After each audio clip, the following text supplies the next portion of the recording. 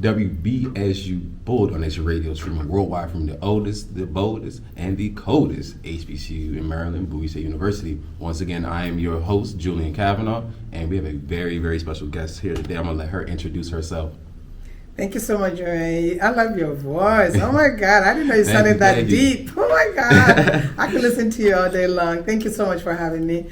My name is Ambassador Dr. Dureke. I am the founder and president of a non-profit organization called the Wetati Academy. And Wetati is spelled W-E-T-A-T-I, the word academy next to it. It means we are empowered to achieve the impossible academy. I am the executive director as well. And I also have my speaking platform called margaretspeaks.com. And I'm all about using communication to empower and showing people the best way to build their own wealth or have a holistic approach to life in general. Well, I appreciate Thank you for having me. I appreciate you stopping by to the communications building here. Hey. You know, and we're going to talk a little bit about the academy, but first things first. Yeah. Mental health check-in. Here at Bowie State, mental health is very important, so we're going to do a mental health check-in. 1 being bad, 10 being good. Your mental capacity, family, and business. Yes, I would say 10, but not without a challenge. So let's just abuse our conscience that to be a 10 means that it's perfect. Nothing in life is perfect, but it is at the point where I know that those 3 elements you mentioned is whole for me, despite the challenges around it. So I'm good. I'm great, not good. Okay, so 10 across the board. 10 across the board. Okay, I like it. Yeah. So before we tap into the academy itself, let's talk a little bit about you, the early stages and stuff like that. So let's do the who, the what, the where, and the when. Woo, geez. My life is complex in a good way, in an intentional. But I'm just going to keep it, sort of minimal so that we don't lose folks that I'm trying to encourage to participate in their own rescue. And I'm not here to impress anyone, but to impress upon you that if one can, you too can. You can tell from my beautiful accent, I was born in Jupiter. I found myself in America, right? hey. Really. Just like, one of the reasons why Wetati Academy is so near and dear to my heart is because when I was in college, even though right now Wetati Academy caters to the youth between the ages of 11 and 25, that you're talking about the middle school, the high school, and the collegiate. Because there's some kind of what I call academic, practical aspect of it that was deficient in my generation. As a matter of fact, I've had that conversation with Howard because he had Bowie State University that's doing an amazing job. I mean, since the new president, Dr. Bro, it's been a lot of changes, which is really amazing. That's my congresswoman. Oh, really? She's doing some great things here, bringing the much needed practical aspect of life into the classroom, which is what we are all about. But I had to go through that process where I was one of those students who went to Howard. I was like, what do I need to do to be this great person that the world wants me to be? They're like, just eat all the book and give us the A's. I literally ate the books. I graduated in 3 years with honors from Howard University. I went on to American University School, Washington Law School, Washington College of Law, American University. Graduate as a lawyer. But guess what? For 20-something years, I couldn't find myself. And that's why Wetati was born, because there is a missing link between what we're taught in the classroom and what we need in the school of life. That practical aspect. I'm sure you heard people say you can walk and chew gum at the same time. Mm-hmm. I'm a firm believer that our kids, I know some go as low as elementary school, which is still great. But if someone can pick us up, especially our focus, our mission is to educate and empower low to moderate income students on how to become financially independent using the 4 competencies of our program, which we can get into a little later if you care to. Early on, let us know, and that's what is happening. I'm traveling across so many historical Black colleges, universities, and some that are not in historical Black colleges, but they have a center for minority, that I'm able there to go and shake their mindset and let them know that you have the power to create your own. That wasn't given to me. As a matter of fact, there was a program that was hosted by Washington Post sometime last year or so, and I was invited to attend at Howard University, and the provost, the provost or the assistant to the provost was there, and they are now looking into what they can do to encourage the young ones from the high school, middle school, to begin to get their hands on practical, whether it's workforce development, whether it's starting a business or something of that nature, that it was imperative that they teach them that. And I got slightly upset. And I got up, you know me, my blabber mouth, I got up and I was like, oh my God, why didn't you guys do this with us? I was at Howard years ago. I was smart. No, I'm still smart. I'm talking about then.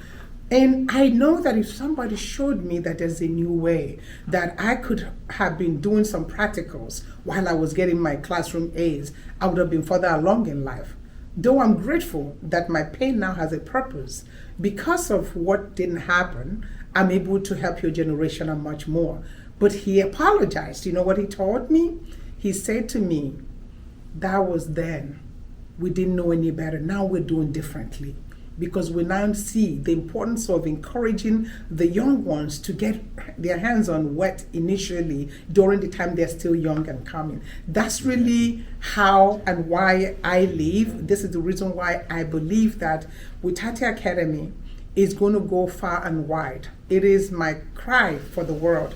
And it's not just going to be here in America, because these children everywhere in the world are deserving. But sometimes we do the politics, we talk the good talk.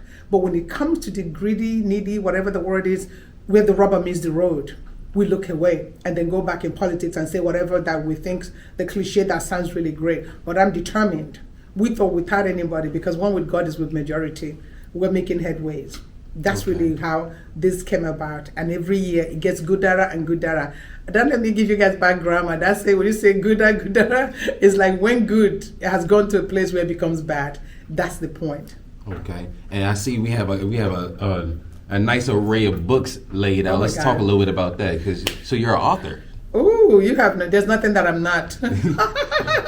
A woman with many hats. And I wear them very well. I hear people say, why don't you just do one thing and master it? But you know what? There is so much more in us. I am one that believes that where there is a will, right, there is a way.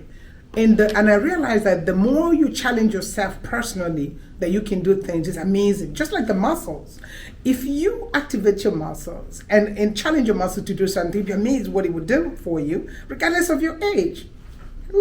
Just it's me, right?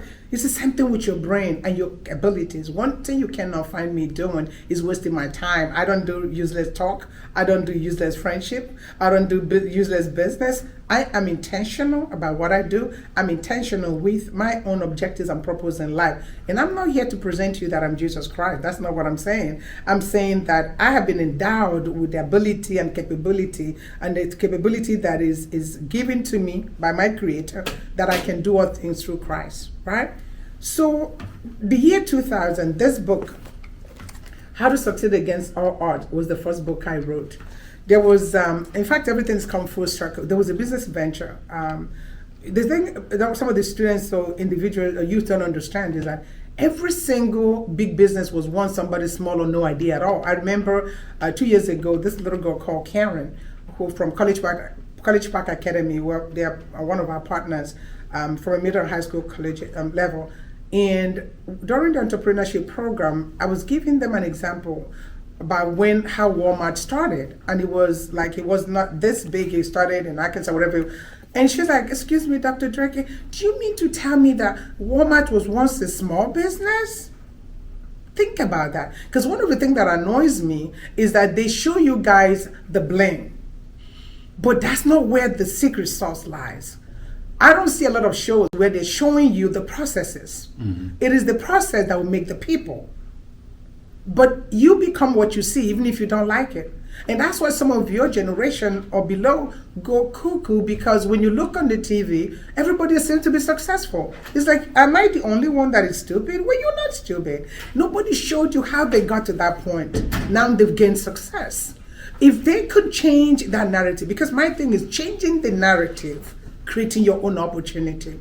If you see how that person that you're about to kill yourself for because they just became a multimillionaire last night, if they could show you the processes, I'm not talking about people doing illegal things to make money, that's a different ballgame. But because if you want to build generational wealth, it has to be earned one penny at a time. It has to be earned from generation to generation with a lot of pain, sacrifice, challenges.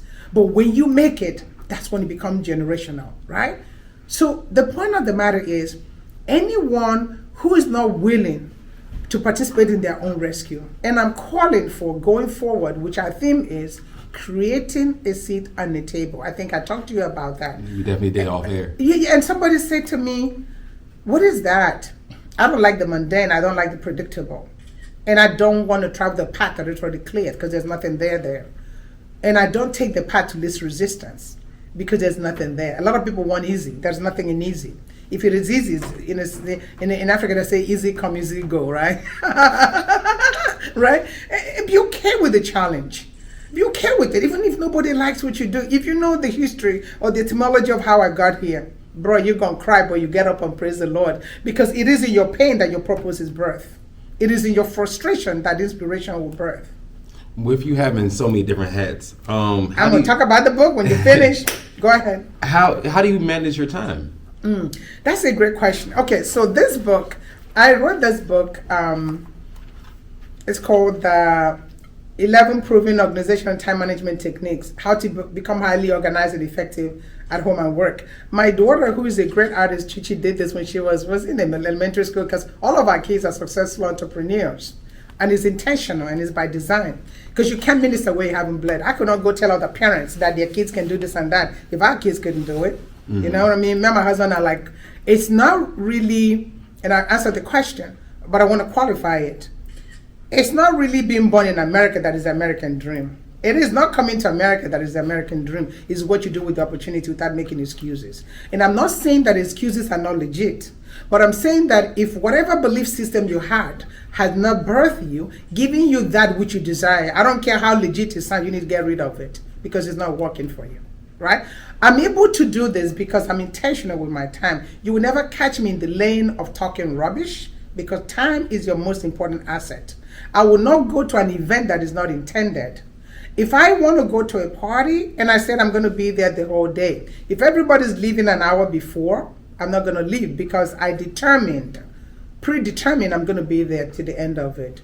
If I go and I said I'm going to be there for an hour, even if the person who I've been waiting to meet my whole life shows up, I'm going to leave on that hour. In other words, everybody has the same 24 hours. It is what you do with it. I'm very, very intentional. A lot of people say they don't have time. Everybody has the exact same time. Is what you do with it, right? Right now, I have a new book that is coming. I called The Singularity of Successful People. There is one characteristic. You're going to wait to get see that book. It will be coming at the end of next month or before the end of next month. Every year, I try to write about 2 books. Here's what I'm going to tell you. If you want to get something done, don't go get people who have a lot of time. You know that? People who have time cannot get anything done because they have too much time on their hands. If I want something done, I go to people who don't have time because they know how to approach and they know the pressure. They know the importance of time and they're going to get it done. Sometimes when we say, like, when you run a nonprofit, you're always begging for volunteers, right? And then people say to me, I know this stay-at-home mom who has a lot of time not to, and please don't bother. I'm not saying when you're a stay-at-home mom, your time doesn't matter. It's not my point. Don't take it out of context, y'all, because before they say, you said, oh, stay-at-home mom, don't get it. That's not what I'm saying, right? So just to clear the political aspect of it, that's not my point. But the person was trying to tell me that because she's a stay-at-home mom, when the kids go to school, she has a lot of time and that she can help. I said, no. She's like, what? She has a lot of time. I said, that's a problem. And I'm telling you, it has been tested and it's proven. We get a lot done. I get a lot done because I don't have time. I have an agenda of what needs to be done. And if that thing is not done, there's nothing like excuses about it. If you doubt me, try what I just told you. When you go out and you want something done, don't go to people who have plenty of time. They're not going to get it done. They don't know how to manage their time. So I'm intentional. I'm organized in a way. And I'm not saying that I have the answer, but I am successful at what I do because I've done it over the years. Every Sunday, I get my residual income from Amazon from my books. That is that when you cannot build wealth if you're not leveraging. You know what I mean? So I use my time in a way other people may not use it because I'm intentional. Like my kid, the one that goes to FIT, she'll come. She said, Mom, I was going to stay home this weekend and work on my business because just because she's in school has nothing to do with her owning a business. I don't give them that permission. Just run around because you're in college. So Who cares? Some people say to me, I'm the first person to go to college in my family. Okay, wonderful, congratulations, but now you got to take it to another level. And she said, Mom, I wasn't intending to go out this weekend, and my friend said that there's a party coming. Do you think I should go? I said, Destiny. She said, yes, Mommy. I said, was that in your plan for the weekend? She said, no. I said, you know what my answer is? No. Most exactly. Because the power to say no in the face of those who may reject you is the power to find yourself. I like it. You definitely you said you had a message in it, and something that I tell all the students here at Bowie State is the word leverage. Yes. So can you expound upon that? Yeah. I use that term correctly because we have a business, we have a freshman business major in the present. So what advice would you have to leverage? Yeah. The leverage is really a word that has evolved. And it depends on how you use it. And it depends on your intention and the context and what is used. So as a student here, one of the ways you can leverage is the fact that you have a lot of resources right here that you will not have when you leave these premises. And if you're not putting it to your fullest usage, and you're just making excuses going around waiting for time to pass so you can graduate and be nobody. I have a piece of paper. Oh, I graduated from Bowie. It's like, okay, where you going with that? One of the easiest things you can do, find out who are the stakeholders in Bowie State University that have, or you would like to emulate, that has what you would like to. Volunteer your time and go serve them. But what I find, some of your generation don't even want to give up themselves. They just want to have it. It's not going to work. You've got to learn. And that's why Wetati Academy exists, so we can put your hand in the dirt. Because that diamond is in there. If you're not able to put your hand in there, you're just wanting big. And if somebody hands you the money, you're not going to leverage because you're just going to spend it. You don't know how it came about. So one of the easiest things is leverage the university resources, whether the personnel or the people, the contact that they have. Ask where are the opportunities that exist here for some of the stakeholders here. I would love this summer to go and work for them, volunteer. So I can see how they think. I can see and by doing those simple things that look like it's nothing, remember, think about this. When you see a beautiful picture, you're like, oh my God, that's so beautiful. I love the leap in it. That is made up of several pixels. If you take one little pixel out of that picture, it's not going to look the same. Put it back in, a beautiful picture emerges. I'm saying that life is full of series of pixels. But a lot of people just want the whole thing, but don't want to do the little dots they have to connect. That's how you're going to meet the person that could be the one that gives you the first job. That's how you're going to meet the person that lets you know that your portion is to create wealth. And so by utilizing the resources here, you are preparing for your future. If you're not going to do business, you already laid the groundwork. Because some of the accesses that this university will give you, when you get out into the real world, they're going to say, get out of my face. Nobody's going to pay you any mind. But when you are in a school setting, that's when you need to build your wealth. That's when you need to create your network. Like this event we have coming up in April, and I hope you get the students to come out. That's where you have to go, because without building relationship, without building that type of network of people that matter, like I do not leverage down, I leverage up, and I learned that the hard way. Because if you leverage down, they're going to put you back to the gutter that you just came out of. But you want to go there because you think you need them, or you need to use yourself. Because you can be with people and you're lonely, but you can be by yourself and you're not lonely. That may be too deep for you guys, right? A message. So, did that help in terms of how to leverage? It's really being intentional. You can start even with some of your professors. They have connections, but be intentional with what you want. If you know what you want, you can have it. I talked about it in this book. All right. Let me see. Okay, bear with me. This one, because we have multiple businesses. So here it said, the part one is, if you know what you want, you can have it. Here is your formula. The objective mind, the one we use every day, plus the subjective mind, the omnipotent power of God in all of us will lead equals to desired result. If you know what you want, you can have it. But you cannot have what you don't know that you want. You see what I'm saying? But a lot of people do not want to do that deep digging in themselves because it's painful. But sometimes your value lies in your vulnerability. I talk about it. All my books are available on Amazon. I read this one, but a lot of people don't want to be vulnerable, but they want to be successful. This is the book I wrote in 2020, but probably 21. It's called 11 Keys to Find the Seed of Adversity in Any, the Seed of Opportunity in Any Adversity. Because you see, a lot of people only focus on what is bad, or when everybody around them is singing the blues, they join it. I just refuse. My mindset is that I'm not going to be part of that. The more you think positively, no matter the thing, somebody said, why do you think, what if something bad happened? I said, well, that means you'll be strong enough to handle it. If you're already down and something negative happens, how are you going to do? Because you're already in the gutter. So that's not the way to be. I've never found one positive thing in being negative. None, zero. I do not care how it sounds. You've got to encourage yourself, because everybody out there is going to tell you no. Can we be honest? Many people do not want to see you succeed. Don't deceive yourself. Many do not. But you know the great news? They're not enough to stop you. Unless you start. No one can stop you except you stopping yourself. And that's my story. I like it. I like it. So as you can see, we have the Academy. What do you call it? What do you call it? I don't know what the little not a banner, but it's a drop thing. Wetati Academy. No, I'm talking about the thing that it's on. What is the banner? Yeah, the banner. So Yeah. on the banner it says, "What do we do?" So let's talk a little bit about What we that. do. What is it that y'all do? We do. Whew. What don't we do? So let me go back to the mission of Wetati. It is to educate and empower low to moderate income youth or student on how to become financially independent. What does that mean? We do that through a few competencies of ours, but our biggest differentiator is the practical arm of it. Because if you remove the practical, we are like any other classroom. We are an enrichment organization.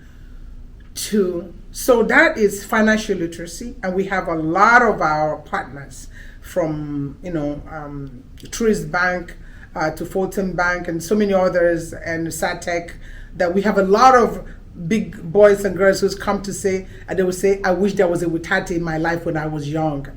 So financial literacy, workforce development, STEMpreneur, and we use preneur because a lot of times a low to moderate income student often will come up with a scientific idea, but because they don't have the wherewithal, somebody takes it from them. So what we've done is to make that evolve. If we see like a few of them that are competing, I hope you guys will compete in this idea pitch competition, because I just think it's an atrocity of education for you guys to just go through college, get a piece of paper and come out. Do you know why I can boldly say that? Because I got them too. So nobody can say, oh, you're saying that because you didn't go. I got them with honors too, and I went to some of the best schools in the world.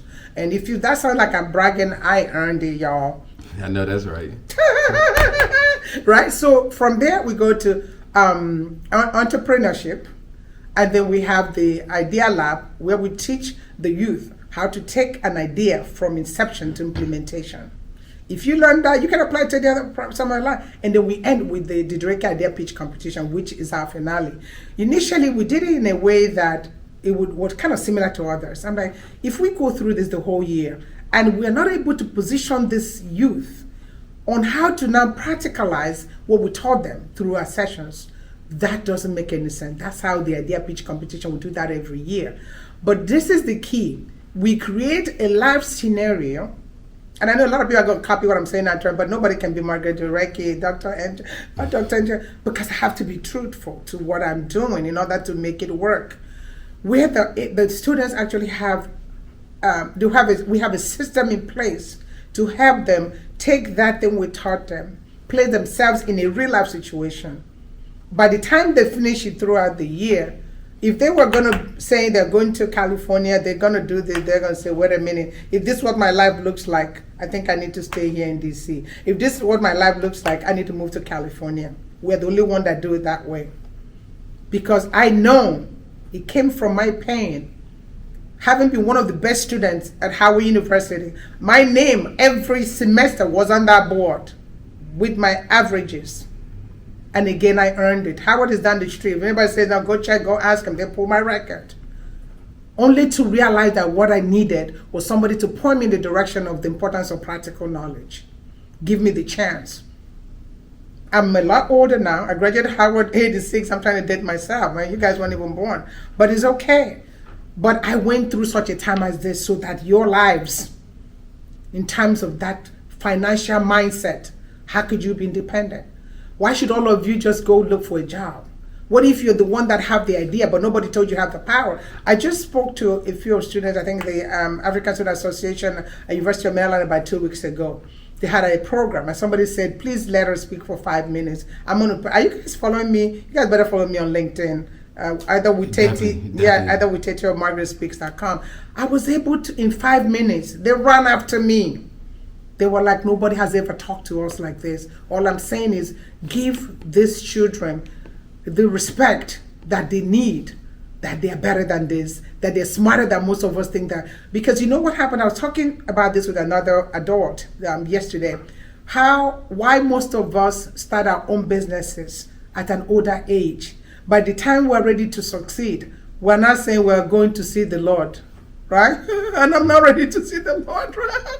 But what if somebody got us started earlier? So by the time we're in our 20s, we're already successful. And then we train two mindsets. Everybody wants own their own business. That's my wish, because it's the thing that will help us to build generational wealth. So some of the ills that happen in the name of politics will not happen to black folks if we can control our financial destiny, or any other minority group for that matter. Because it's all about money. No matter what anybody calls it, disguises it.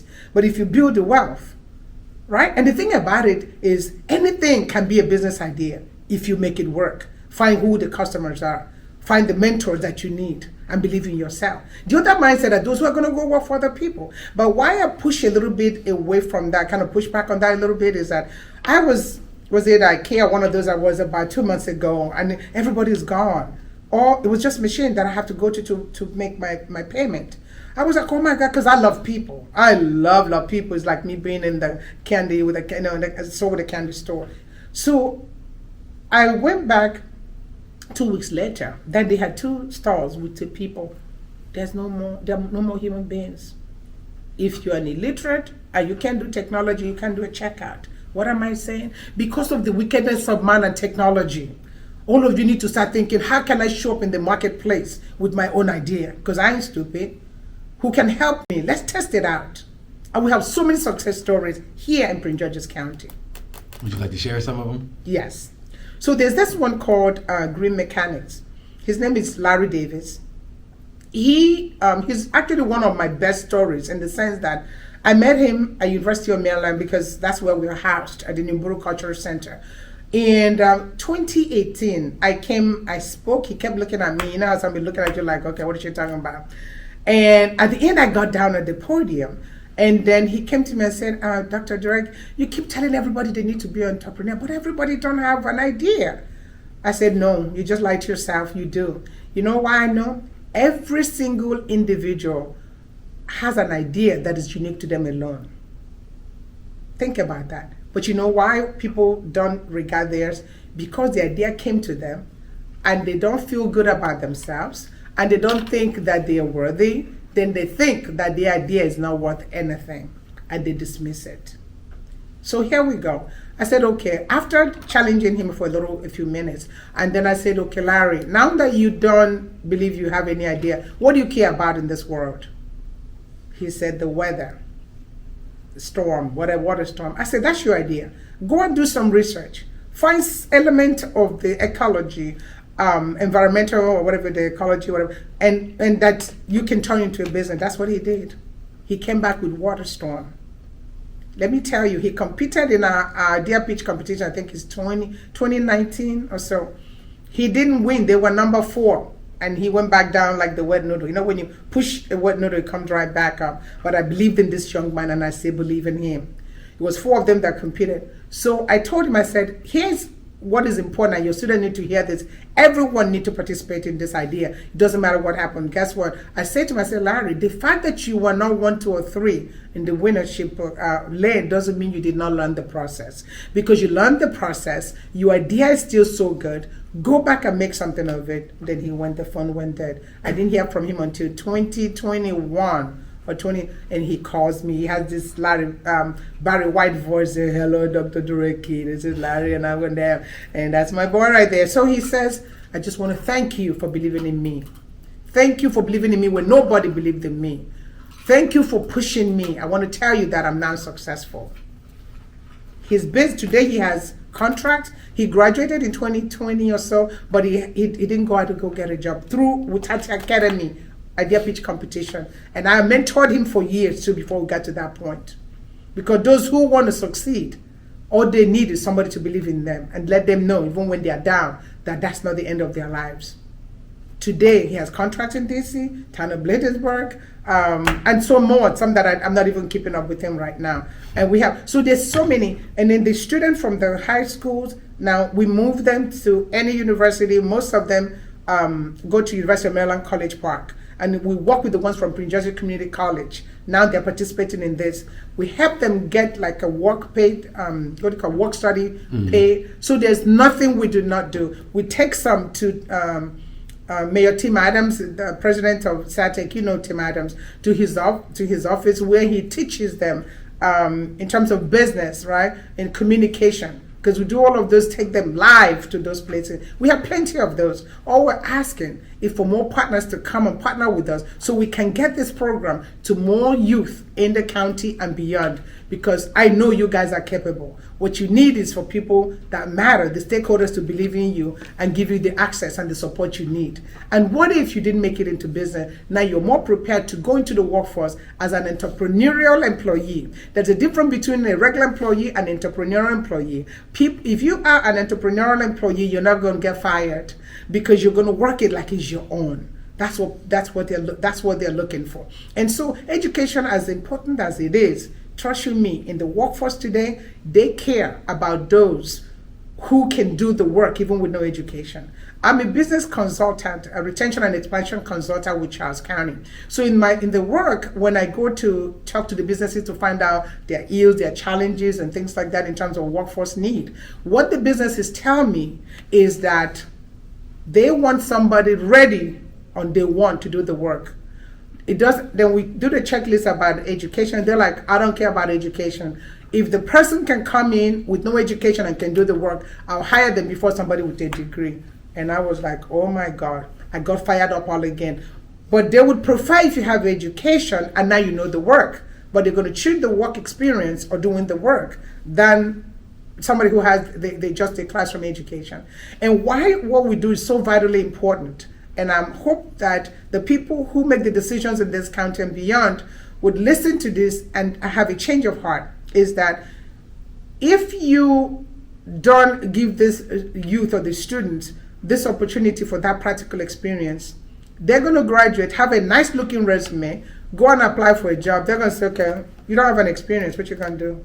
That kind of behooves me when they say, oh, you don't have, how am I going to get the experience? You told me to go get education, now I need a job, and you say I don't need experience. I don't have an experience, sorry. Think about that. I'm here for the long haul. That was a lot to unpack. So before we go into the upcoming flyers and stuff, what brings you the most joy with Wetati? Wetati? Just like the story that I shared, because sometimes it can be very discouraging when you're out there in the trenches and you don't know if you're making the impact. You get the testimonials, people tell you here and that. But I've gone to places trying to solicit funds to help us do the work. And at least 3 times, people say to me, you're very smart, you're very hardworking. Why are you doing this with these kids? They're not interested, they're not going to do anything. Do you want a job? I give you a job. I've been where I drive home, not knowing how. I've gone to a function where I was offered a major job because of my personality, what I do, and I was able to say no. My joy comes from the fact that I've been able to defy all odds. Those are hard moments because I don't do this because of money. I serve, and money comes to me by default. When you find a passion or something you believe in, this is my gift to the world. I don't have to do this. My children are grown. My kids are grown. And that's why when the people do certain things that are frustrating, that don't make sense, I'm like, what do you think I'm doing this for? Because I have multiple streams of income from the things I do. I'm not lazy. I can do anything.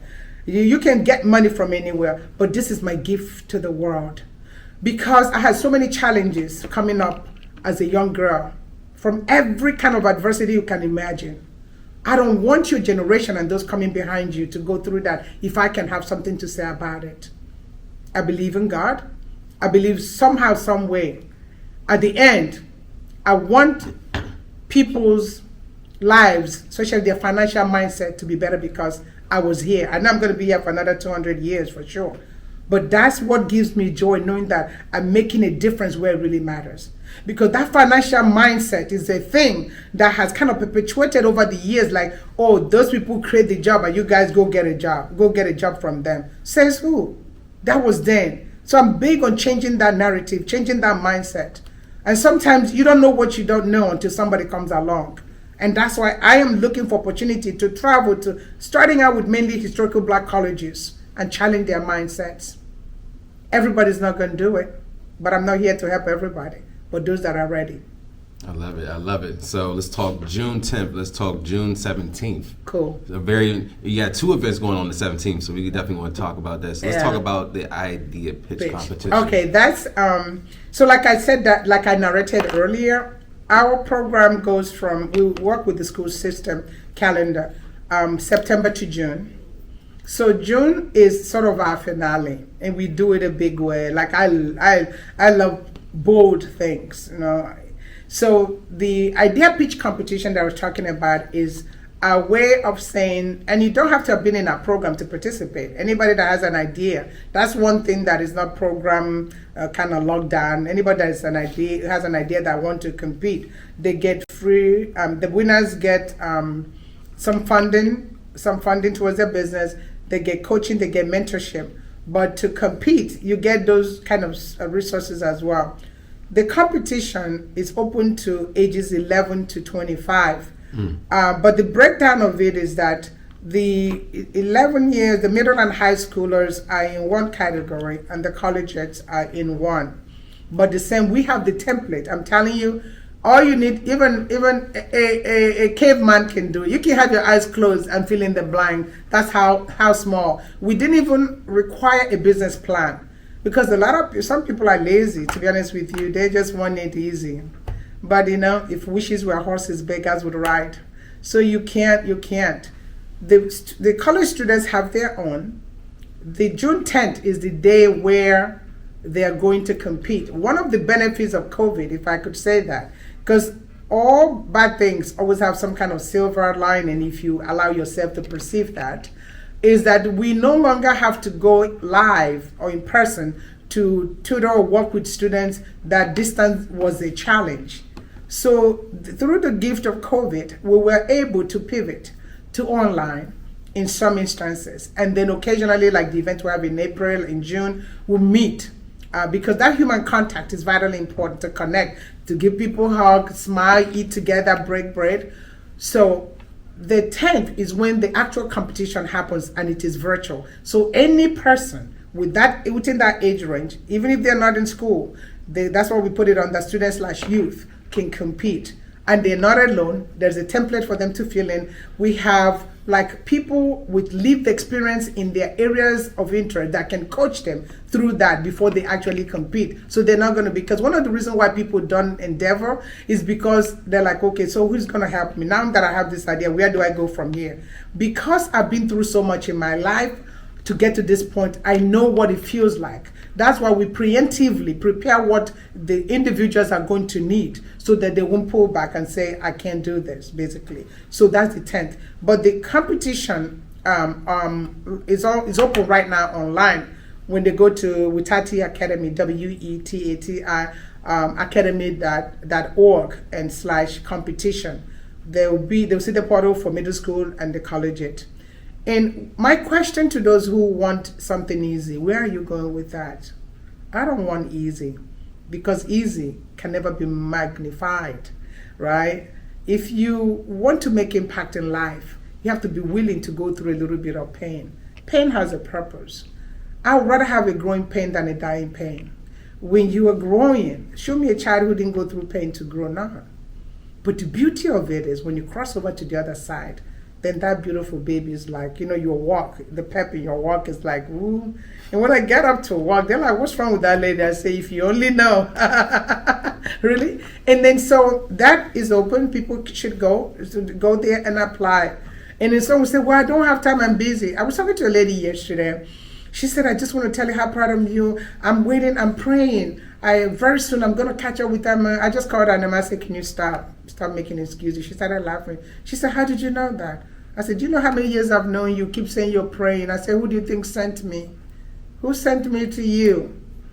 Stop making excuses. You know why? People do that to make themselves feel okay for not doing or taking charge of their lives, because it's easy to implode. But for how long? Before you know, years will go by. But had you sacrificed for a period of time, then you'll be free for the rest of your lives. Being an entrepreneur can give you the kind of freedom. I can just go and have a meeting. I can call you and say, I'm not going to meet today. I'm going to bed. I don't have to be sick. I don't have to call in sick. Tomorrow I wake up. The freedom. It's not even how much depth of money. The freedom to do what you want when you want it. I don't need to set an alarm to wake up in the morning. I am in charge of my life. That's a gift. Why do you think people do that? Or do you want to get into the different other benefits of it? There is so much. What about that changing your mindset? When you build, you will be invited to the tables where kings and queens sit. Otherwise, you will not. You become relevant even when people try to dismiss you. You tell them that you're not dismissible. If that's a word, that's good. If not, I just made it up. So June 17th. Okay. That's June 17th. That's an action-packed day for everybody. That's the day to, and we thought that's vitally important, because a lot of times some of the youth don't want to do anything because they think it's too much work. We want to show that it can be fun. That's the day we give different awards. Mm-hmm. Those students who competed, or the youth that competed on the 10th, get to know who won the competition. That's the day. They don't know on the 10th. We give it a week for the judges to do the compilation, and we get ready. And we start with the Wetati red carpet. All of this is happening at the grounds of University of Maryland College Park. It's going to be at the Colony Ballroom, the STEM Student Union at University of Maryland. That's where we are housed for the past 11 years. I can't believe that I'm saying that. And in Nimburu Cultural Center, I'm just going to give them that. It is just the place where they make things happen for Black students. I'm telling you, I think that Nimburu Cultural Center should be a university on its own, because they have the ingredient for how to make students fulfilled in their lives. And I'm so glad that I'm part of that, actually, right? You also have the women's seminar that we morning. Have that morning. You see, the reason is our theme is creating a seat on the table. But the thing is that when you remove women from this equation, it's like half-baked. We started off actually as women empowered to achieve the impossible. But in the process, we started having guys say, what about us? So we went and kind of revised, I think after 2015, and then added the version where guys, and I love that. So we still have the women empowered to achieve the impossible version of it. That is the place where women are going to come together. We have some coming from Alabama, from Texas. I'm thinking about the people from New York, and Georgia, and all of that, and the locals. Is a place where women are going to come and talk about the different. If you go to our website, if you go to wetatiacademy.org/women empowered, or WES, WES, you will see and read all that information why you should be there. You see, you cannot be something that you're not part of. You cannot become something that you're not willing to aspire to, be in the presence of those who have come before you, so you can be and see and feel how they think, shake their hands, connect, begin to build sooner than later. Does that make sense? So that is a place where we're going to have two segments. It's going to be a panel discussion of different groups, from Kaiser Permanente to Truist Bank. I can't begin to name because I'm going to go. So I got Truist. Shout out to them. I got it. Oh, you got Truist? I got Truist, so shout out to them. I mean, they're one of our best partners so far, really. And so they will have a segment called the panel discussion on creating a seat on the table. And there is a variety of topics, each partner, but anyone who is not a sponsoring partner cannot sit at that table. I learned that the hard way, because people are calling us, it's like, can I come and speak? I said, what's your, you know what I'm going to say right here? Because it's important. That's that leveraging. Because you did all this hard work. Anybody who wants to sit at that table need to put up something. Because if not, it's not going to work. Except the students. We work with the students a little differently. So the West will comprise of those two segments, the panel discussion, right, on how to build wealth, the generational wealth, how others have done it. Those that are aspiring to be entrepreneurs can ask questions. So the way it's set up is that every panelist have 3 minutes They introduce themselves, what they do, and what organization they're affiliated. So the main thing is that so that the audience, and it's just women, men can attend. Bring a friend. The only thing that you can, if you have 4, you cannot, you gotta get 2 legs, no dog, no cats. For that day, really, it is something that needs to be, it's kind of beholden, that when we live there, we're gonna make the biggest connection, because you are as wealthy as your connection or less wealthy. And we can teach people how to network. I'm trying to put a book together on that. I realize a lot of people go to a place, get card, but never do anything with it. Could you just tell me about the young guy who couldn't find my card? That's not what networking is about. Right? So that is from 9 to 12. Okay, let me go back. So the 9 to 12 is the West. This is about women's wellness and creating wealth. The reason why the wellness is important, when a woman is not well, the whole family goes down. So it is imperative, and Kaiser is our partner in that regard, and others. And we say something called women know thy numbers. Numbers is everything. If you think about it, when we talk about books and all of that, the world is really about numbers. If you understand the numbers, whether your cholesterol number, whether your high blood pressure number, or the diabetes, or your bank account, or your weight, everything is about number. If you understand the numbers and you know how you're going to work them, but they're going to be there to listen to experts who can tell them to how to work those numbers, right? Then there is continental breakfast at the Nimburu. All of it is part of it. And then we get ready, do our books and stuff, and then come back to the Wetati with red carpet at 5:30. That's when the doors open. People are coming looking. If you want to check out what we do, how we show up at that event, go to the YouTube and look at the ones we did before the COVID. You want to be there. That's where we have a live performer who has performed with Stevie Wonder. I think her name is Wena Woodwardson. She's going to perform live. We have a live DJ. The food is amazing. There will be 4 awards that day. The Community Leadership Award. The students who competed, that's when they competed at the competition. That's when they're going to know who won. And they have some gifts and stuff like that. It's really, really amazing. And we have above and beyond. These are people, without them, we would not have succeeded. Those are the people that received that. So I would say that those people, those of you that are listening right now that they turn on my voice, just go to wetatiacademy.org. WETATI academy.org/convention. You see everything that you need. If you want to email us, you can send an email to info@wetatiacademy.org, info@wetatiacademy.org. We are here to work with you.